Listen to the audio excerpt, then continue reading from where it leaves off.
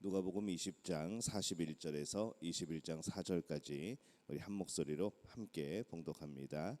예수께서 그들에게 이르시되 사람들이 어찌하여 그리스도를 다윗의 자손이라 하느냐. 시편에 다윗이 친히 말하였으되 주께서 내 주께 이르시되 내가 내 원수를 내 발등상으로 삼을 때까지 내 우편에 앉았으라 하셨도다 하였느니라. 그런즉 다윗이 그리스도를 주라 칭하였으니 어찌 그의 자손이 되겠느냐 하시니라. 모든 백성이 들을 때에 예수께서 그 제자들에게 이르시되 긴 옷을 입고 다니는 것을 원하며 시장에서 문안받는 것과 회당의 높은 자리와 잔치의 윗자리를 좋아하는 서기관들을 삼가라.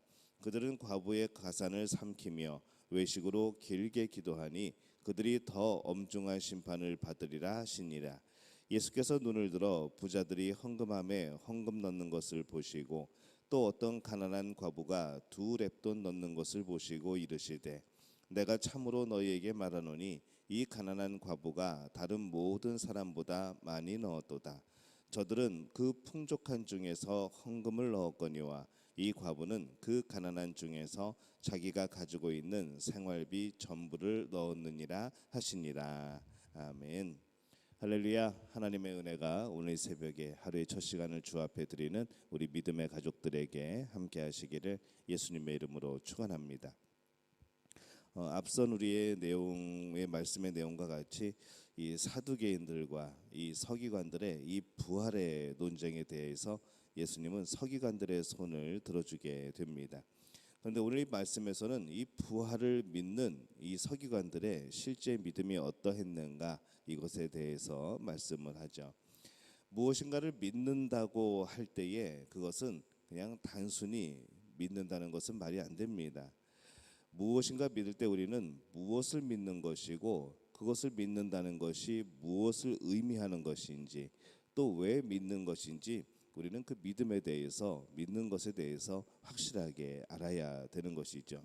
그냥 무조건 덮어놓고 믿는다 한다는 것은 말이 안 됩니다. 예수님은 먼저 사람들에게 그를 믿고 있는 그들이 믿고 있는 이 메시아에 대한 지식으로 이제 메시아를 다윗의 자손으로 그렇게 알고 있던 것이죠.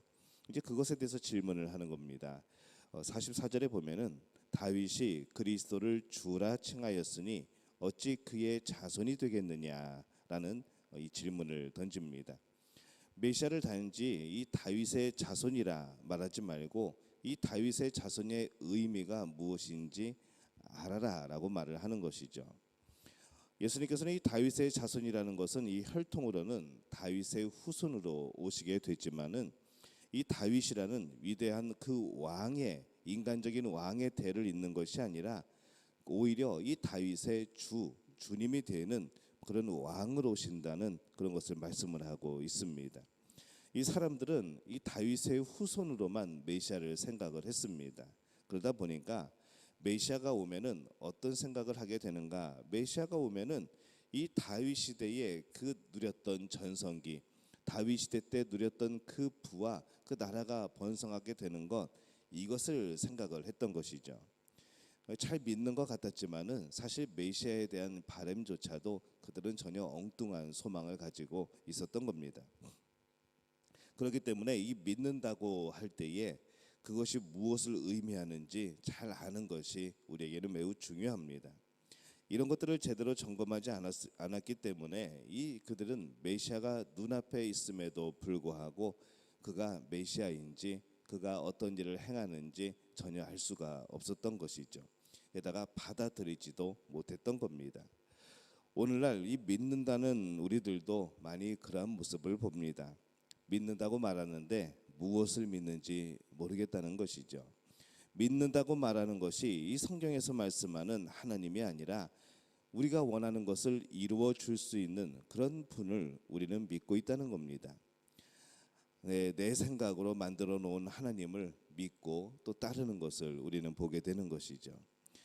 그런 믿음은 온전한 믿음은 아닙니다. 그래서 우리는 우리가 믿고 싶은 것을 믿는 것이 아니라 성경에서 말씀하시는 그 하나님 또 그 예수님을 우리는 믿는 것이죠. 우리는 그 믿음이 어떠한 믿음인지 알고 믿어야 되겠습니다. 이스라엘 사람들이 메시아를 기다립니다. 근데 이 메시아에 대해서 잘 알고 있는 것 같았지만은 그토록 기다리고 있었지만은 이 메시아에 대해서 참 그들은 모르고 자신의 입장에서 자신들이 원하는 메시아만을 기다렸던 것이죠. 그들이 알고 믿는 많은 부분은 이 성경에 기록된 것이기보다는 그 성경에 기록된 진정한 의미의 말씀보다는 내가 보고 싶은 내가 바라는 그런 메시아로 해석을 하고 또 그 메시아를 그들은 기다렸던 겁니다. 우리도 우리가 믿고 있는 것에 대해서 막연한 믿음이 아니라 구체적이고 또 정확한 그런 믿음을 가져야 될 줄로 믿습니다. 서기관들이 이 부활을 믿고 있습니다. 그들은 그 믿음을 지키기 위해서 이 사두개인들과 논쟁을 하죠. 정말 그렇다면은 그들은 이 부활의 신앙에 맞게 그렇게 살아가고 있는가라고 우리가 보게 되는 것이죠. 46절에 보면은 긴 옷을 입고 다니는 것을 원하며 시장에서 문안받는 것과 회당의 높은 자리와 잔치의 윗자리를 좋아하는 서기관들을 삼가라 이렇게 말씀을 합니다. 그들이 하고 있는 모습을 보면은 철저히 이 부활의 신앙, 그러니까 이 하나님의 나라를 바라보고 우리가 이 땅에서 정말 하나님을 위하여 순종하고 또 이 땅에서 떠나게 될 때에 하나님 나라에서 그것을 살아갈 이것을 준비하는 것이 아니라 철저히 이 현실에 근거를 두고 이 현실에 뿌리를 두고 살았던 그들의 모습이었다는 겁니다. 마음을 보시는 하나님 앞에서 그런 모습이 아니라 그냥 사람들이 보는 그 앞에서 사람들이 보기에 좋은 그런 삶을 살았다는 것이죠. 신앙은 무엇보다도 실제적입니다. 외식으로 길게 기도함으로 믿음으로 장사하고 자리를 이용해서 또 과부의 돈들을 탐하는 이런 사람이 어떻게 부활 신앙을 가진 사람이겠습니까? 영원한 하나님의 나라, 내가 영원히 살아갈 곳에 마음을 두고 사는 사람의 모습은 아닐 거라는 겁니다. 예수님은 성전에서 이 헌금함에 돈을 넣는 사람, 이 헌금을 넣는 사람을 주목해서 보십니다. 그리고 말씀하죠. 21장 2절에서 3절에 보면은 어떤 가난한 과부가 2렙돈을 넣는 것을 보시고 이르시되 내가 참으로 너희에게 말하노니 이 가난한 과부가 다른 모든 사람보다 많이 넣었도다 이렇게 말씀을 합니다. 이 렙돈은 이제 가장 작은 그런 단위의 동전입니다. 하루 품삯을 따져 보면은 한 128분의 1 정도, 굉장히 작은 돈이죠. 오늘날 화폐로 생각하면은 한 500원 정도, 좀 넘을까 그 정도가 될 겁니다. 그러니까 두 렙돈을 냈으니까 한 1,000원 정도 됐다고 생각을 하는 것이죠. 그 정도 헌금을 낸 이 여인을 예수님은 참 많이 냈다고 그렇게 표현을 하십니다. 이 과부가 내는 헌금은 분명히 겉으로 볼 때는 굉장히 적은 액수입니다. 그러나 실제적으로 그녀에게는 참 많은 액수였던 것이죠. 그 한 사람에게 느껴지는 이 체감으로는 참 큰 그런 위치를 또 그런 부분을 차지하고 있었을 겁니다. 왜냐하면 그 돈은 그의 생활비의 전부였기 때문에 그렇습니다. 그렇게 가장 실제적인 것이 하나님 앞에서 살아가는 우리 삶의 모습입니다. 구체적인 모습이죠. 가장 분명하고 실제적인 우리의 모습이 하나님 앞에서 우리는 날마다 그렇게 드러나게 되는 겁니다. 부활하면 심판자 되신 하나님 앞에서 그대로 다 보여지고 드러날 겁니다. 그 앞에서는 결코 뭐 불공평했다거나 아니면 억울하다거나 뭐 감추거나 그럴 수가 없습니다. 그렇기 때문에 우리가 이 부활의 신앙을 가진 사람들이라고 한다면, 영원한 하나님 나라를 소망하고 그것을 기다리는 사람이라 한다면은 우리는 정말로 실제적인 그런 신앙생활을 할 필요가 있습니다. 2렙돈만큼이나 분명하고 계산적인 그런 삶이 되어야 되는 것이죠.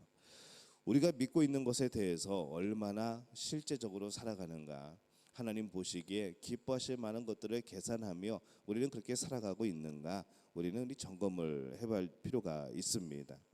세상에 가장 어리석은 사람이 믿고 있는 것과 실제가 다르게 사는 거죠. 그래서 믿으면 그렇게 살아야 된다고 우리는 그렇게 또 다짐하고 결단을 해야 됩니다. 믿는 사람의 모습은 같아야 되는 것이죠. 내가 믿는 것과 실제로 살아가는 것. 하지만은 내가 믿는 것과 실제로 살아가는 것이 다르다면은 그것은 올바른 믿음이 아니라는 겁니다. 마음으로 믿는 것 같은데 실제로는 항상 그 마음이 옳지 못하고 정직하지 못하다고 한다면, 우리 마음을 보고 계시는 하나님 앞에서도 정직하지 못하다고 한다면은 그 삶은 벌써 비참하고 뒤틀린 삶이 아닐까라는 생각을 해보게 됩니다. 우리의 믿음과 우리의 삶을 점검하는 우리 모두가 되시기를 바랍니다. 말씀으로 비추어 봐서 점검하고 또 우리는 우리의 삶에 우리의 믿음의 모습을 다시 한번 정비해야지요. 그렇게 정비된 믿음을 따라서 구체적으로 살아갈 필요가 있습니다. 어떤 사람들은 믿음을 추상적으로 여깁니다. 그냥 두리뭉실하게 믿는 것이죠. 근데 정말 이 믿음만큼 실제적인 것이 없습니다. 굉장히 실제적인 것이죠. 또 이 부활의 신앙만큼 실제적인 것이 없습니다. 우리가 이 땅을 떠난 이후의 일이니까, 앞으로의 나중의 일이니까 라고 우리는 그렇게 대충 두리뭉실하게 생각을 하지만은, 이 부활의 신앙만큼은 우리가 그때를 살아가는 것이 아니라 지금부터 살아가는 겁니다. 그때까지 살아가는 것이죠. 믿음만큼 굉장히 실제적입니다. 믿음은 정말로 실제적인 겁니다. 그래서 이 두 랩들의 정확한 계산만큼이나 우리 삶은 하나님 앞에 정확하게 살아가야 되는 것이죠. 우리의 믿음이 그렇게 말씀으로 점검이 되고 실제적이고 정확하게 계산되어지는 그런 삶이 되어주시기를 바랍니다. 오늘 우리 삶의 많은 모습들, 우리 삶의 많은 요소들을 우리가 다 점검을 하고 그 안에 하나님이 기뻐하시지 않는 모습들을 제하고 정말 하나님께 온전하고 또 순전한 또 성결한 그런 것들을 하나님 앞에 내어드리는 우리 믿음의 가족들이 되어지시기를 예수님의 이름으로 축원합니다.